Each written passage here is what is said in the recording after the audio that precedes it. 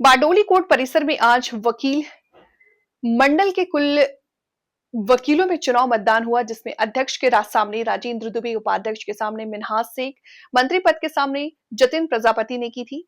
उन तकनीकी हार और तीनों के हार हुई और तीनों पदों पर आखिरी समय तक कोई नामांकन नहीं होने से मंत्री पद मितेश बनकर, लाइब्रेरियन चेतन भंडारी और महिला प्रतिनिधि सेजल त्रिपाठी बिन हरीफ हुए। चुनाव कमिश्नर के पटेल की मौजूदगी में चुनाव परिणाम घोषित, न्यायालय परिसर में पटका जलाकर के उत्सव मनाया।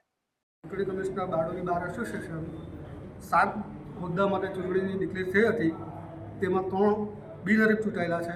એક પદ ખાલી ફોર્મ આવ્યું નથી એટલે રદ કરેલું છે। બાકીના 3 માટે આજે ઇલેક્શન હતું, તેમાં પ્રમુખ ઉમેદવાર તરીકે રાજેન્દ્ર દુબેને 30 વોટ મળેલા છે અને નીતિનભાઈ રઘુભાઈ પાટીલને 98 વોટ મળેલા છે।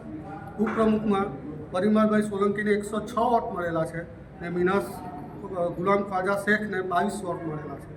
ચંદન જોઈન્ટ સેક્રેટરીમાં ચંદન શાહને 76 વોટ મળેલા છે અને જતિન મનહરભાઈ પ્રજાપતિને 51 વોટ મળેલા છે। એટલે એ 3 જણને વિજય જાહેર કરવામાં આવે છે। નિતિન કુમાર રઘુનાથ પાટીલ, પરિમલ ઠાકોરભાઈ સોલંકી અને ચંદન ઘનશ્યામ શાહ, એ 3 જણને વિજય ડિક્લેર કરવામાં આવે છે।